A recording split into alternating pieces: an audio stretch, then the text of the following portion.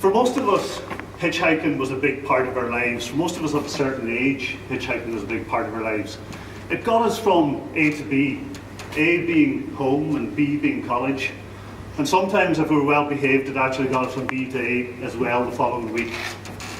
The symbol of the hitchhiking, the thumb up, has always been a very positive sign.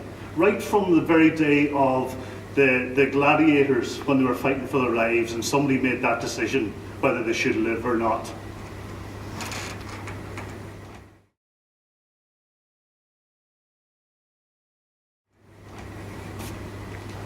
When you hitchhike around the world, there's a few things you have to keep in mind. Places like Cuba, if you hitchhike in Cuba, it's obligatory by law that any government-owned vehicle has to give you a lift. But if you're in Poland,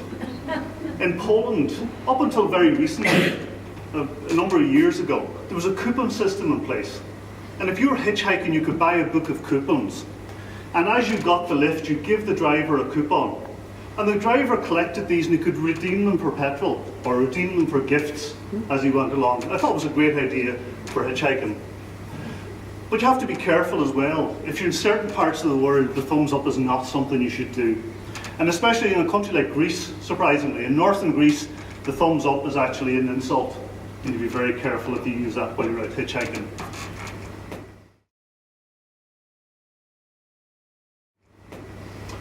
Okay, one of the fundamentals of hitchhiking is that you have to get a good location. So when I was at college here in Letterkenny, and this was in the days when the Dry Arch actually existed, we used to get out on a Friday afternoon after a good week's work, and probably slightly hungover as well.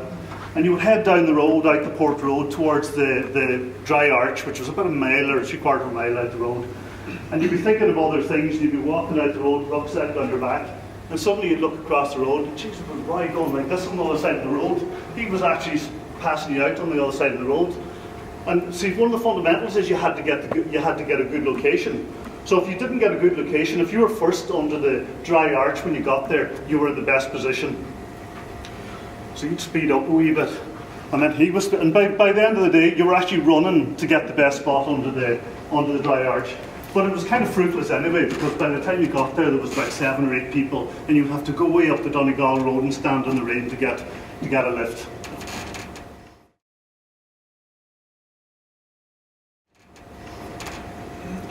There are a number of very interesting records about hitchhiking, and I'm sure you've all looked this up before. It's one of those topics that you probably would have Googled many a time. Well, I picked up a couple that were quite interesting. From Land's End to John O'Groats was hitchhiked in 17 hours. And I was thinking, that's pretty impressive. Even if you drove that and had a few pit stops, well, the kind of pit stops I do, you probably wouldn't do 17 hours. And the other one I thought was very interesting was the largest distance covered in 24 hours hitchhiking was 1,400 miles, over 1,400 miles. And it was done in 1989 from South Yugoslavia, as it existed at the time, to Hamburg, which was in West Germany at the time. But amazingly, it was done in 4 lifts.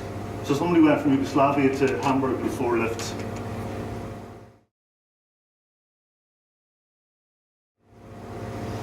Now, they were the shortest times, but I personally hold the record for probably the longest time hitchhiking or to get a lift.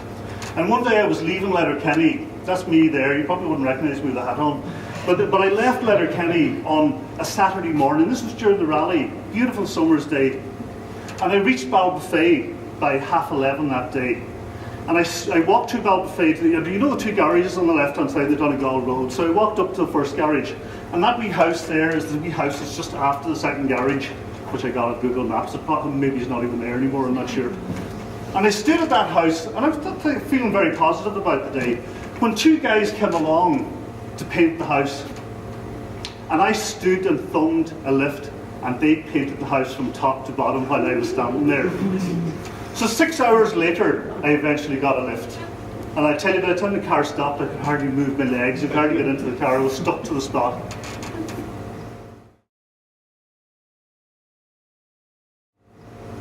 There are a number of urban legends about hitchhiking, and most of you have heard them. One of the ones that always stuck with me, and a lot of my hitchhiking was done through the Barnesmore Gap, and I always was told, even when we were young, that if you were driving through the gap and you seen this beautiful woman, young girl, hitchhiking along the road, But if you didn't give her a lift, suddenly this eerie figure would appear in the back seat of the car. Now, if you don't know that, keep that in mind the next time you're driving all alone through Barnesmore Gap. It's really, you'll get this cold air at the back of your neck if you don't lift somebody. But from my point of view, in the real world, you need to be quite careful as well. One day I was hitchhiking from Donegal town to Letterkenny. Got a lift with the ESB van, and myself and another guy, Tony Hodgman from Killybegs, were on the front of this wee Hiace van. Beautiful frosty morning, except when you come down McCrory's Brae, there used to be a whole lot of trees there, and just to cast a shadow on the road, and it used to leave the road really dangerous. And we discovered that when we suddenly realised one of Duffy Freight's lorries were coming straight for us. So the only thing the driver could do was to ditch the van, and he ditched it in over, and we tumbled in off the road into the field. I got out of the van, totally, what just happened? I was standing in the middle of the road, and suddenly Tony grabbed me by the neck and yanked me off the road, and this other van came sideways, doing about 40 miles an hour, totally sideways. He tumbled, came out through the windscreen. It was really quite a bad accident. And then I turned around and seen this wee, what I assume was a French driver, it was a wee Citroen 2CV, one of the wee two lights on it. And it was coming sideways, and it went straight into the field as well. So you have to be careful when you're out there hitching as well. Keep that in mind.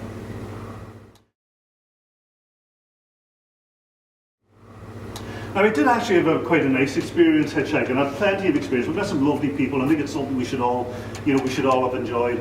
I was hitchhiking in Drumkeen one morning, heading towards Letterkenny. And I hadn't been there too long, and suddenly this, it was an RS 2000 Mark II Escort. This now is back in the early 80s. Pretty impressive looking car pulled up. And I opened the door, and there's this beautiful blonde lady, short black leather skirt, short tight black jacket, black leather hand gloves, and it was the real deal, this sports car. Got into it. I thought, fine, looks great, got in. She took off literally at 100 miles an hour, and she frightened the out of me. I'm not joking. It took me a few minutes to realise it was actually Rosemary Smith. And I don't know if anybody knows Rosemary Smith. She was Ireland's greatest female rally driver. She was the real deal, and it was an absolutely great experience.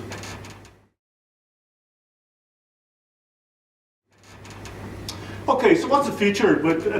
Through society and safety and whatever else, hitchhiking seems to have died out. But actually, it's not. Hitchhiking has taken a new form, and of most things now, there's an app for it. An app that you look for. There's plenty of apps out there. One of the apps is known as carpooling, and the idea is that if I'm going to Dublin on Monday morning, I can advertise through carpooling I'm going to Dublin. Anybody who wants to get a lift to Dublin who's on the app gets the opportunity to get a lift. It might cost them €5, we share the cost. And this is hugely successful now in Britain and America, where people are hitchhiking all around the world on pre-arranged lifts. I'm going to come back to the Facebook theme as well, because Facebook have taken over this thumbs up symbol. And I just wanted to know, this is the way you thumb, can everybody just try that? Just stick your thumb out just as a last thing. Listen, I really appreciate you all giving me a thumbs up. Really good if you had to like my top, thank you very much.